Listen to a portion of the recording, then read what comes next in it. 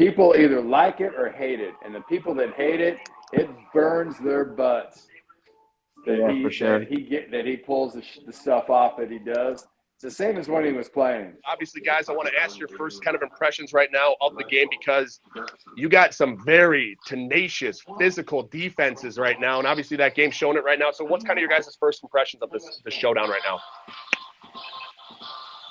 I'll go with Mr. Crosby first. Let him go ahead and take the lead, and then I'll follow up after that. The Niners' defense is looking pretty good. Their offense is looking sort of what I expect. Brock Purdy's very, very smooth. He's a rare talent, I think. We're going to see him tormenting people for a long time. So he looks pretty good, and so does CMC and the rest of their skill guys. I would not disagree. I would say that the 49ers are clicking on all cylinders on all aspects of the game, offense, defense, as well as special teams. Although we haven't seen a lot of it, but special teams have done a great job in terms of putting the ball inside the 10-yard line. Overall, when you look at the Niners offensively, they are balanced, they're very efficient, and the ball moves around fairly quickly. There's not a whole lot of holding and pausing of the ball. And we look at their defense is flying around aggressively, which is creating nothing but havoc and issues for the Cowboys, and will continue to do such because that's just the way that these games are played. These teams are very physical, and then you have to be, especially in kind of rivalry-like games. Even though we like to think that the rivalry is between the Cowboys and the Eagles and the Cowboys and the Giants, but when these two teams come together, it is just as impactful as it is in any other game that we normally would play. And so this is a great test for the Dallas Cowboys. That's exactly what I would say. And people are surprised that the Cowboys are getting pushed around the way the Niners are doing. The 49ers are extremely, extremely physical. And the Cowboys are extremely, extremely physical and fast defensively. But the way you neutralize that is getting the ball out of the quarterback hands fairly quickly. Some quarterbacks do not move the ball around quickly. Daniel Jones, think about all the quarterbacks that the Cowboys have played in the first 3 or 4 weeks of the season. A lot of them are very amateur as quarterbacks. They're not the kind of franchise quarterbacks that you expect. What you see in Brock Purdy is a guy that is a system quarterback and plays extremely well in the system and knows the system inside out. And that ball moves around fairly quickly. And as long as he is healthy, as long as he's with the Niners, I think he has a true opportunity to be a very, very successful quarterback. Now, what makes him different, makes any quarterback difference, is when the play breaks down, can you still function in the system? And can you still make plays while on the move? He is doing that. And so kudos to Kyle Shanahan and his offense and him getting his team ready to play. Yeah, the fun thing, Emmitt, has been seeing him do a lot of the stuff he did at Iowa State. Because, you've seen as much as I have. I mean, right. You just don't see college guys come into the pros and kind of have the same game that translates over. Right. You don't. Here's my question for you guys, right? Hold on 1 second, because he just touched on something. What he touched on is the brilliance of coaching. Oftentimes, people think that great coaches and great play callers are all that. Well, oftentimes they're not all that. The brilliance of a great coach, and what really separates some of the best coaches in all of football, is when they make their system work for every player on the football team. Some coaches are very difficult and very stubborn to adjust to the quality of players that they have on the football field. And they try to make all the quality players adjust to their system.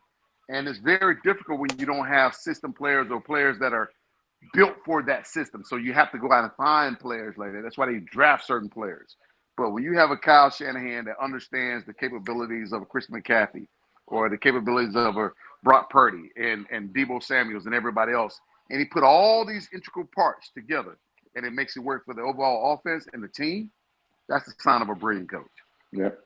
Now, my question is, this is what I was going to bring up. You got Trey Lance, first round pick. Obviously he had his struggles. So what do you think what the difference was between Brock Purdy and Trey Lance, knowing that Trey Lance did have his time, wasn't thrusted into the limelight like Brock Purdy was, where Brock Purdy could just take over, and obviously he did and led them, in the playoffs. Right. I think the difference might be that, and I think Mr. Krabs just touched on it. I mean, he's running some of the things that they ran at Iowa State.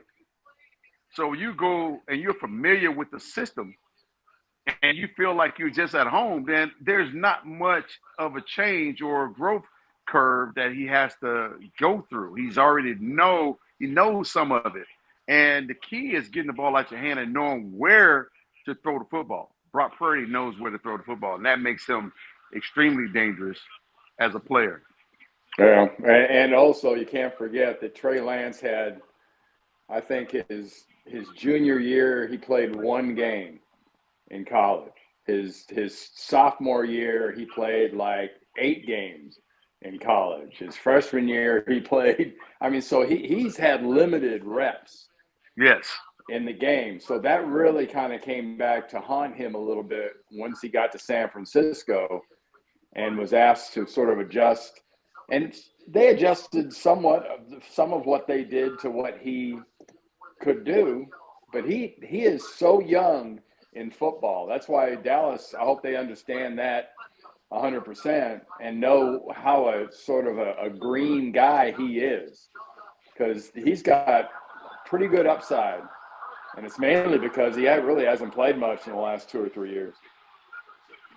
Perfect. All right. Obviously, before we go to the fans, someone's TVs, I can hear it through the headphones, and I don't want to impact the sound quality. Emmitt, come on now. Just turn it down just a little bit. Just a little bit. No problem. Thank you so much. I did a test earlier, and I asked was the sound good, and the guys told me it was, but apparently not. So I'll talk to Mike. We got to talk to Mike. I don't mind turning it down. You're all good. Trust me, when you're getting your ass beat, you don't want everybody to hear it any damn way. So what's the difference? So let me just start by saying that. Oh, I love that. I love that. All right, so we're gonna go to the users right now. Like I said, guys, we got a lot of new faces in this room right now. I just want to give you a heads up that we like to keep these interactions very intimate, but also we like to run through these people as well. So I'm very excited to see some new faces in the room. Let's keep it really quick, but we're gonna start off with a familiar face, and then we're gonna get to some new users. Mario, take it away. How you doing? What's up? What's up, Emmitt? Not much, fam. How you guys? Doing well. Doing well. Your sound sounds good. Don't even worry about it. You're No. I got to turn it down. Jess is probably right. Am I blaring in your ears? No, you sound fine to me. Okay. It's just this background noise I think Jesse wanted me to do. And I'm you sound fine to us, too. Okay, let me get back to when you got new shit, new stuff, and you learn to work in it all. So I understand. Okay. Let's figure this out. I'll figure out how to get the volume down, Jesse. Give me a second. I didn't mean to turn the TV off. If we could help him out, we would. I would love to, No, go ahead, Mario. Go ahead, Mario. I had a question about the 49ers. Obviously, back in the day when we played 3 years in a row in the championship game, would you really think that the Sports Illustrated said it was the real Super Bowl? Did you feel like that going into those games, meaning you knew whoever won out of those games in 92, 93, 94 were going to win the Super Bowl? It was like they didn't even put up a fight, the AFC. Did you feel like that was the real Super Bowl, just like Sports Illustrated said? Yeah, no doubt. No doubt. I actually believe that, and that's the way we looked at it too, because back in the 90s, the teams that were so dominant was the teams that were coming out of the NFC side of the ledger. Like the Patriots came out of the AFC side, as well as the Chiefs are doing it right now. You saw teams that were very dominant, and during the 90s, it was that way. As a matter of fact, it kind of carried over from the 80s into the 90s because the 49ers was dominant in the 80s, and then they rolled right into the 90s with the Skins. Right. Then they rolled into the Cowboys. Right. Then we just kept on going. And it did not change until Denver kicked it in into the late 90s. And so, and then the 49ers kicked it in after that. So, not 49ers, but the Patriots kicked it in after that because the Giants became dominant. You know, the Giants was the only team that could beat the Patriots. Yeah, you're right. Listen, we'll hop off. I know Jesse wants to get to more people. Mr. Cross, good talking to you. Emmitt, I'll talk to you soon, all right? Yes, sir. Y'all be good. All right, thank you. Hey guys, how you doing? All right, how you doing? Good. So, hey Emmitt, What's up? question. Do you ever plan on selling the jersey and the uniform that you broke the record in?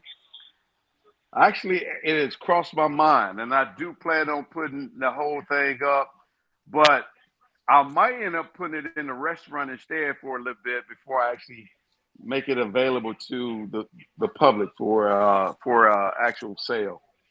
Yeah, I think that's a great idea, so I can get some money built up. That's what I think. No, I think that's a great idea. When's the restaurant going to open? The hope is to have the restaurant open by mid-January. That's the hope right now. We're going through some construction numbers and trying to get everything under wraps so we can make sure that there's a clear pathway for us to get to a mid-January opening. Cool. Well, I hope it works out for you. I went out there last time in Vegas. I was like, oh, man, it's not open yet. So. Yeah, I'm a little disappointed that it wasn't open either, but, you know, we had some challenges. But, you know, like everything else in life, you have to figure out how to overcome the challenges and move forward. And that's I love what we it. did. Exactly. Yeah. So, all right. Well, let someone else get on. I just want to talk to you and say hi. And God bless you. Thank you. Folks, we're just going to keep on. I love it. How's it going? It's going pretty good. How you doing? Good. Yeah, we got some guys getting banged up right now. Yeah. Yeah. Not doing too good. No, but yeah, we only down 14, but we'll get. We get the ball back second half, so that's good news, right? It's 0 Yeah, to we'll 14. figure that out. Yeah, you're right. 0 to All right. 14. Talk to you later. See ya. All right, Have y'all a be good night. good. Have a good night. Take care. Yes, sir. Randy, where are you at right now, Randy? I'm sorry, Randy. I live outside of Atlanta. I'm in Alpharetta, Georgia. Okay, Alpharetta. Awesome. Yep. Got to ask you about the big news going around the NFL right now, the tush push, the brotherly shove, as they call it in Philadelphia. Just your impressions of what Philadelphia has turned into a major weapon, and you see the NFL stepping in and trying to outlaw it anytime soon, Randy? Well, they're not big on fun, so there's probably a good chance that they'll try to outlaw it. I would say. I think it's hey, there's a lot of instances over the last 15, 20 years of stuff that people have tried and it's worked, and then it's been made illegal. Mm-hmm. I think they could. There's an argument to be made from a safety issue, and that's where they'll come from. They'll just say it's just not safe. And I'm gonna call bull BS on the NFL because it's part of the game. If it's part of the game in this regard, it's your job as a defense and as an offense, or as an offense to execute. It's your job as a defense to stop it. And Philadelphia has made it into a weapon, which is great. You got something that's very unique that nobody else can do, and that's awesome. And you could talk about all the risk factors and all that kind of stuff. The whole game is a risk factor. I mean, there's only so much that you can do to try to police the game. And now you're going to take something as fundamental as a quarterback sneak. You want to call it a push-tush or whatever you want to call it. You can name it. It's no more than just a quarterback sneak with every man coming in and forging a wedge and trying to drive the ball forward for practically 1 yard. Now, is that illegal? No. Is that head trauma? Well, the whole game is head trauma. Head trauma comes from doggone psychological warfare that coaches put on players to get ready to go play every week. So quit all the nonsense of trying to hype everybody else on the sensitivity of the game. That's why the game is so soft right now. You guys brought up a good point earlier, and I kind of wanted to ask this just because you guys played with two great quarterbacks. Obviously, Randy, you were Joe Montana, and Emmitt, you were with Troy Aikman. Obviously, we talked about Brock Purdy, how he's in the system and he's, different. But what was it about Joe? What was it about Troy that made them different? One of the greats to ever do it. Like, what was it? They talk about Tom Brady, how he, does all this stuff. But what about Joe and Troy made them different to set them up on a different level? Well, I mean, Joe, I could talk about that. I mean, he affected not only his teammates, he affected the guys on the other team too. And that's when you know you're playing with somebody pretty special. I play with a couple of them, and Jerry and Roger and Joe and a few others that the other team, you knew when you broke the huddle with Joe at quarterback, you knew you were very, very confident. And so were those guys on the other side of the ball. They were pretty confident they didn't have much of a chance. And it was somewhat the same way with Troy Aikman as well. I mean, when you know that you have a proven leader, a guy that's willing to go to battle for you and lay it on the line, but not only that, but a hard worker, student of the game, put in the work to become that leader, not just somebody that was appointed the leader of your team, a guy that earned the right to be your leader of the team and went out and performed at a level that says, yes, not only did I earn the right, but I'm pretty good at what I do. And that was Troy Aikman. And he was a motivator. He was focused. He was committed. He was dedicated to the overall game itself. And most importantly, he demanded excellence out of everybody. And he performed at that level too. And so our job was to make sure that he was clean, not his jersey getting dirty. And that's protecting the quarterback, which is what every offensive unit should be trying to do, is protect the quarterback. And he was smart enough and astute enough to know when we needed to get out of run game and go to pass games, or when we should be running the rock. And he wasn't a selfish football player. He just wasn't. And that in itself is what I appreciate a lot about Troy Aikman and what he brought to the table, outside of his leadership style and everything else. And I think that's what you see in Tom Brady. That's what you saw in Joe Montana. That's what you saw in John Elway. You saw that in Dan Marino. You saw that in most great Hall of Fame type quarterbacks. You see those kind of characteristics. Hey, all I know is that when you got swagger and you're in the Super Bowl and you're down and you point out John Candy in the stands and then you just roll with it, Randy, what was that like? Please tell me you were in the huddle for that. What was it? Were you like, what the hell are we doing here? What are we doing? What are we talking about? That was Super Bowl XXIII. That was my last game. That was my last drive. Yeah, we were huddling basically in the end zone because the ball was on the 8, and obviously a little uptight. Huddle was a little quiet going into that drive. Joe came from the sideline, just looked over, and Harris Barton, our right tackle, was a little bit intense, and he looks over, looks past H, and he says, "Hey, that's John Candy over there." And everybody turns around and looks, and it was John Candy. In fact, Terry Ewert was a guy who worked for NBC at that time. He was a executive producer at CBS for a while, and he came up to me one day when he came to CBS, and he said, I gave John Candy that pass that day. But that was legit. That was very Joe. But look at the brilliance of a quarterback to break the relax. Yep. And, quarterbacks sense that, and they see things like that. And so for Joe, obviously, what he was able to do there was to get his team to relax a little bit, even in an intense moment. I mean, people don't see little subtle things like that happen inside of huddles, or things that are said inside huddles that makes other players become better, make other players realize that, okay, as intense as this moment is, guys, let's just enjoy the moment. Let's have a good time. Let's have fun. I love that story. When I saw that, I had to ask you about it. But folks, we're going to keep rolling with the users right now. Thomas, you're up next, my man. So take it away. I can't believe I'm actually going to be talking to Emmitt Smith. I was been kind of freaking out all day. It's kind of cool. But the question I have for you, if Eric Williams hadn't been in that car accident that really ruined his knee in '94, A, do you think he would have made the Hall of Fame? And B, including the '94 championship game, which we didn't win, do you feel he probably would have won another title in there? Well, as my high school coach used to say, if a frog had wings, it'd bump his butt. And if butts and candies and everything else, all of the old cliches things that you would say about the word if. Yeah. But I can say this: Eric Williams was one heck of a football player, and probably deserved to be in the Hall of Fame just off of his sure play alone. Going up against Reggie White, going up against some of the best DNs in the league at that time, he did a great job.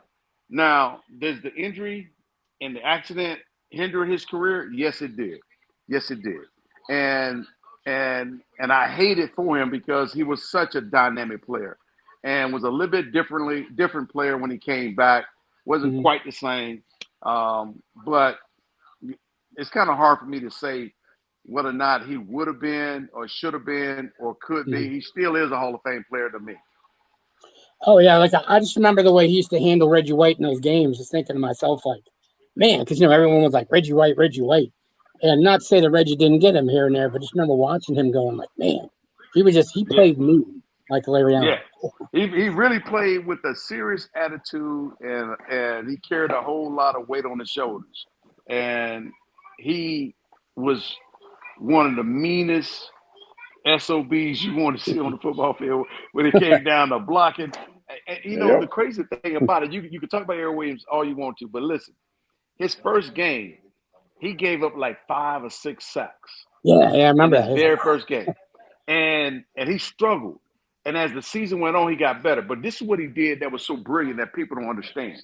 That offseason, he spent a lot of time studying offensive right tackles. Jackie Slater was one of those guys. He's a bad dude. He learned some things from Jackie Slater that he incorporated in his repertoire. And from that point on, he became better and better and better and became one of the premier right tackles. It's the reason they called it the Great Wall. Yeah, there's a reason why. My old line was vicious. They all were mean. I mean, Mark Tournay was a straight up scrapper. Larry Allen was a beast all by himself. Eric Williams didn't take nothing off of anybody. And I went to high school with Stepnoski too. Okay, Stepnoski was a scrapper. And then you put Kevin Gogan in there and John Giesick in there and Nate Newton in there. Shoot. They played well in the sandbox together, but they ain't want nobody else in the sandbox with them. Put them against those Patriot teams. I feel we dominate them every time. And Randy, you understand what I'm saying when you have that kind of camaraderie with your old linemen and everyone else. No, everyone talking, especially at that group, no one talks enough about the importance of continuity.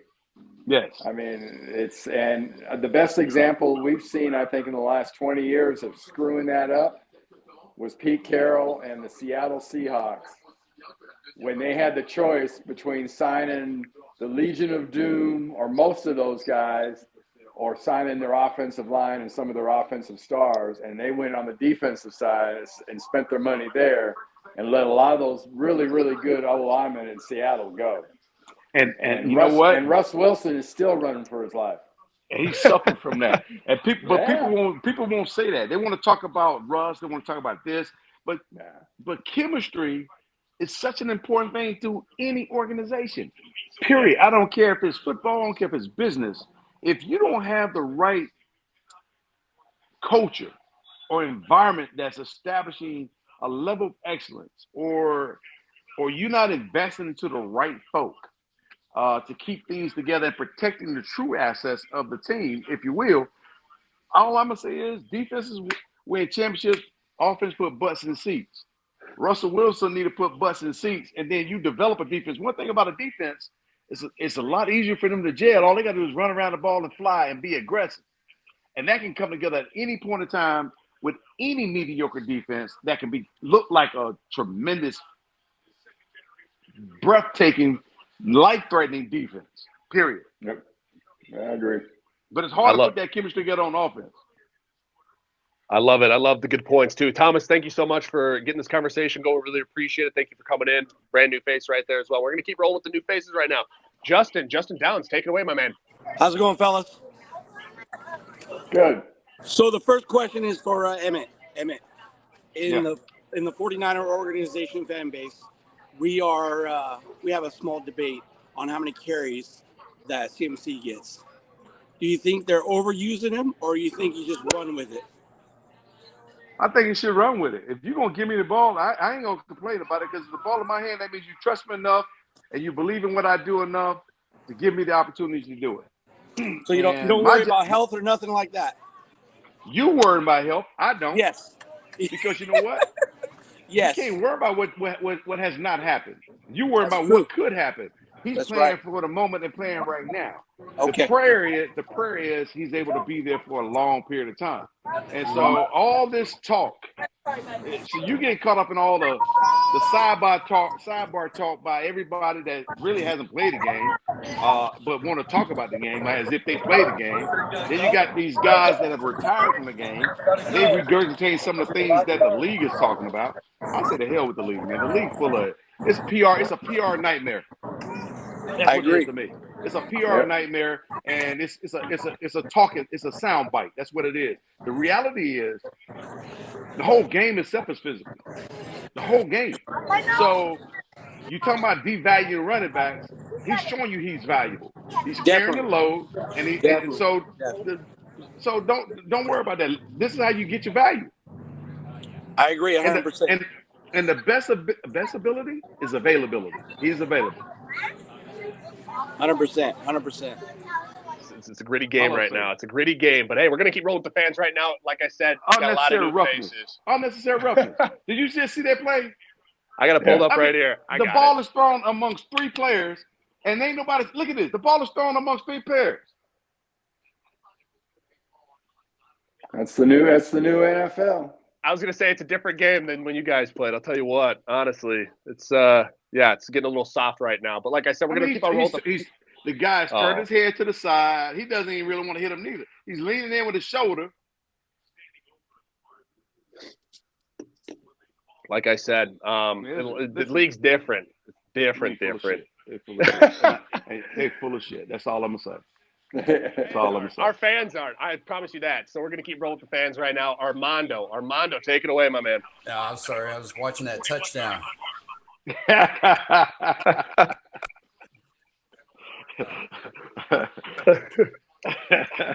That's cute. That's really cute. Look at the holding. They ain't calling the holding on DeMarcus Lawrence right now. Look at that. I mean, and the holding and the blocking in the back, and they ain't calling none of that.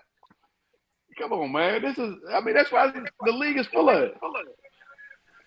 Yeah, I feel you there too, Emmitt. All right. Emmitt, this is my question to you.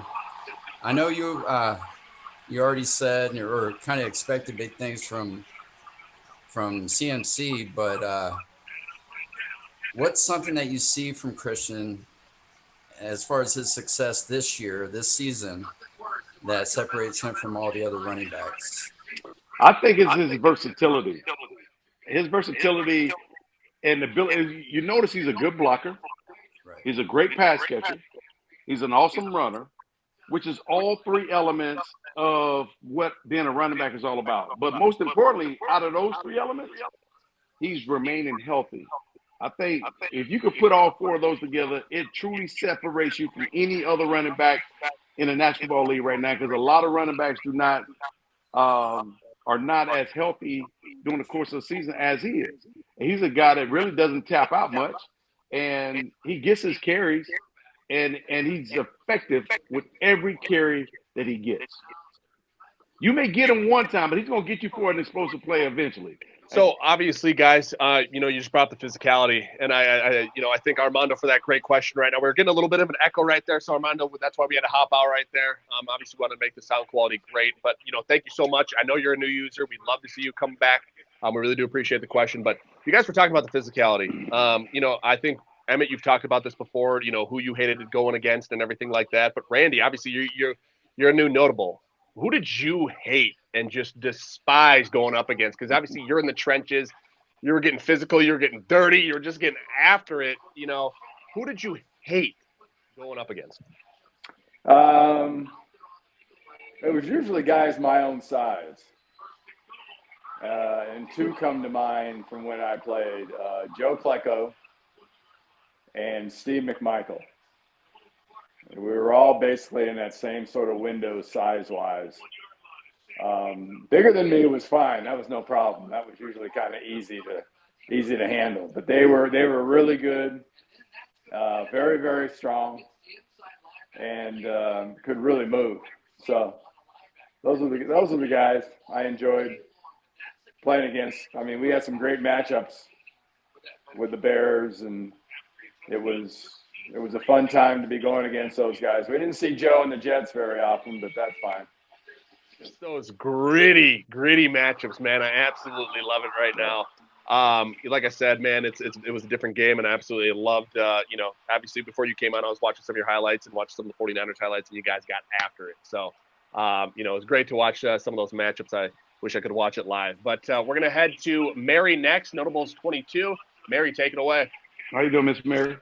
I'm fine. How are you, Randy? I'm doing fine, Mary. Thank you. It's good to see everyone.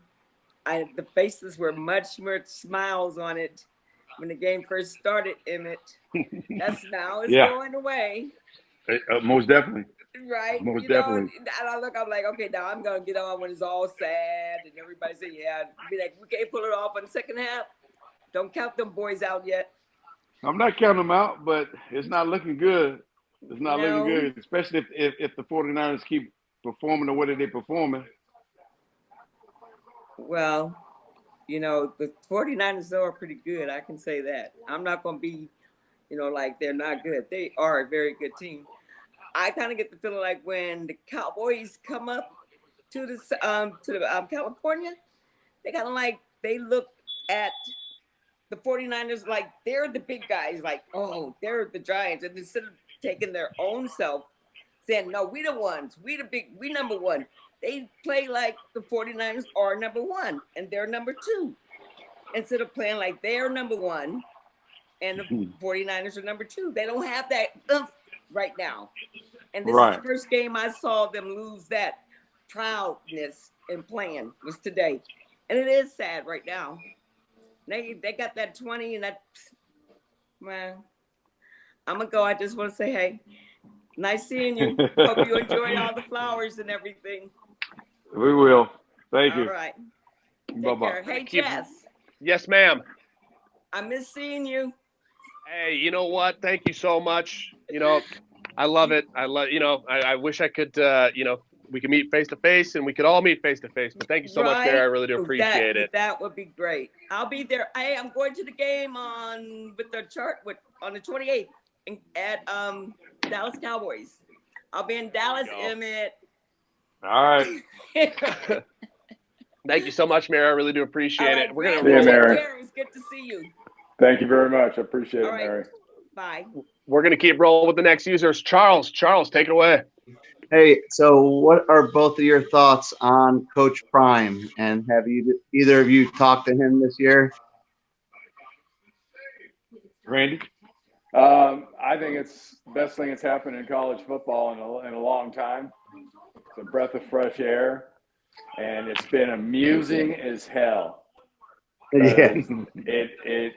There's people either like it or hate it, and the people that hate it, it burns their butts.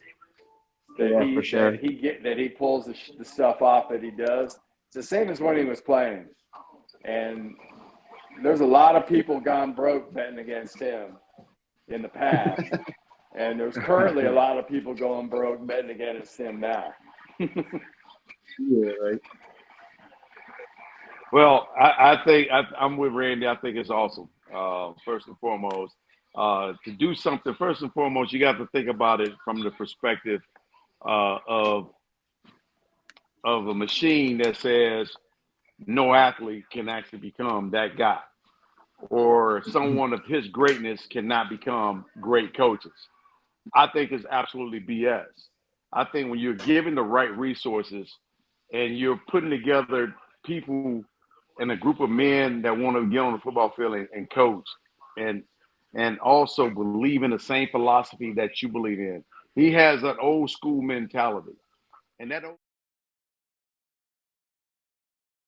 school mentality is something that's been missing, I believe, not only in the game of football, but also in its country, in terms of hard work, dedication, commitment, and focus, teamwork, being selfless, not selfish, and studying and doing all the things that are fundamental to the aspects of who a person really is. And nobody, I don't care how great of a coach you are, I don't care what kind of numbers guy you might be, nobody has the pedigree that a Deion Sanders has when it comes down to professional sports, or even coming from the bottom and working his way to this actual position. Yes, you got a Kyle Shanahan that grew up in a household with his father.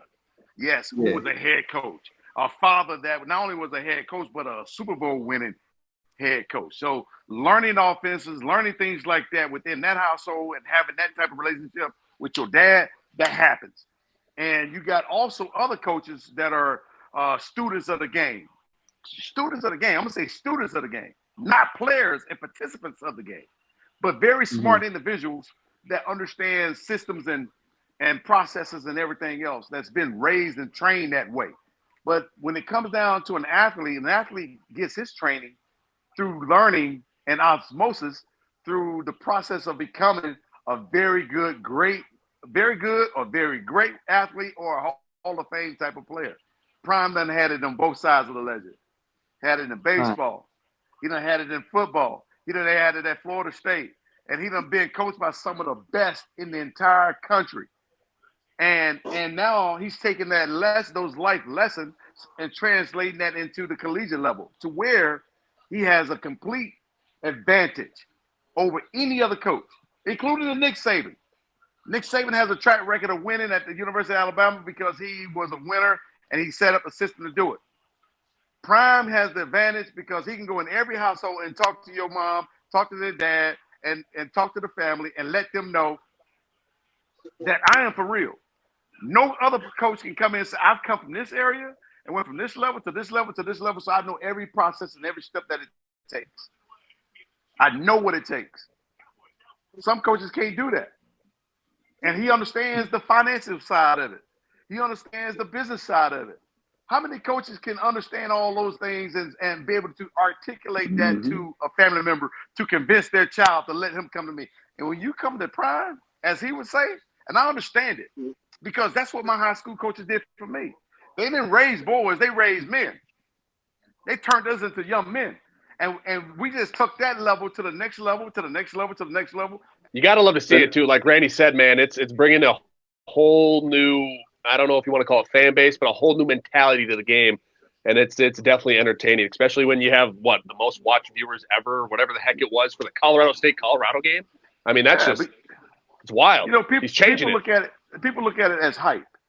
And yes, you can sit here and talk about, they lost to USC. Yes, they lost to Oregon and got blown out by Oregon, which is absolutely correct. But you're talking about an Oregon program that's 4 years, 5 years, 6 years in the making. A guy that ran out and recruited for 6, 7 years. So he got his players. Prime is just not starting to get his players. Give him the opportunity to get his players in and get his size up and get his weight up on the front line to protect the quarterback, whether it's Shador or some other quarterback. Give him a chance to get into that kind of rhythm. Then see what happens. So it's never fair to be judging somebody where they start versus where someone else is at. Because where someone else is at, like Nick Saban or Oregon or other established programs that have been there and have had 3 or 4 years or 6 or 7, 8 years of recruiting classes, it's kind of hard for someone to just get started and say, okay, I'm going to compete with those guys. Skill set wise, he got a bunch of great skilled players, but he needs other key elements to the table. And those key elements is up front in the trenches, because that's where the battle is won, in the trenches. So he's doing good with what he has to work with right now. And he's got one big aspect. I don't think a lot of people have been thinking about it, but, didn't think he was going to have this much. NIL. You wait for that, because he's going to be kicking into that. I mean, a lot of guys are going to want to go there. But we can talk about this for days, man. Nobody has a big NIL program bigger than Texas or Texas A&M or Alabama. I mean, come on now. NIL. I mean, Prime going to get it because Prime know how to work it. He knows how to work it. And NIL is based off of anything else, visibility and availability. And right now, Prime and what Colorado is pulling, they're pulling great levels of visibility. Hence, that's why you stated what you stated in terms of the most viewed, this, that. That means something. You know what that means? That means ratings. If it means ratings, that means advertising dollars. If it means advertising dollars, that means people are watching and everything else. So now exposure. That's what some of these big schools get. Who was watching Colorado back in the day? Nobody. Mm-hmm. Nobody. Now everybody got an eye on Colorado. Everybody wants to go to Colorado. They even wants to visit Colorado. How many people wanted to visit Colorado? Outside of folks who were going to Aspen, going to Boulder, going to other places to enjoy vacations, do things that a lot of people did not do. Now it's a different game. Great, man. It's great. All right, we got one more user, and then we'll wrap up this event, guys. Russ, you're the last user, my man. Take it away. All right. So first off, Emmitt, I got to tell you, man, it was great seeing you in that double star jersey tonight. Oh yeah, that was a friend of mine's jersey. Oh really? Wow. Yeah, a friend of mine's asked me to sign that jersey for him, and when I got the message or the call that NBC wanted me to do something with Jerry Rice, and could I bring a jersey, I actually happened to have the jersey, so that jersey happened to be in my possession at the right time at the right moment. Wow, that's awesome. Well, secondly, not only am I bringing the juice tonight, but I didn't forget the chips. I got you. So my question is, tonight goes for you too, Randy, if you want to answer it. But my question is, if you had not chosen a career in the NFL, what other career path do you think you might have chosen?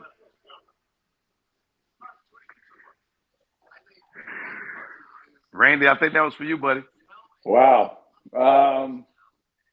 Boy, there's no telling, to be honest with you. It was going to be I really hadn't planned on playing in the NFL when I was in college. It wasn't until I probably was a junior or senior that it was anything that I was actually planning on doing. Uh-huh. I used to get involved in businesses on the side in the off season all the time. So I'd have found something, but if it wasn't football, heck. I don't know. To be honest with you. Well, Emmitt, what about you? Well, I only had one other plan, and that was if I couldn't go to college, I was going into the military. Oh, wow. That was the only other option and thought that I had, was going into the military. Now, I've always had this entrepreneurial spirit, but my main thing for me was getting out of my hometown of Pensacola. I wanted to get out of Pensacola because not that I didn't appreciate it. I just saw that everybody that left and did things, and they were successful in their own right, and I wanted to have a chance at being successful and being independent from my parents and being on my own. Well, I think you found success pretty well. Hey, God bless me, Randy, and a lot of us with a lot of talent to be able to do the things that we were able to do in the National League. Great question by Russ. Randy, I can't believe you didn't bring up professional shot putter. You had it, man. You had it.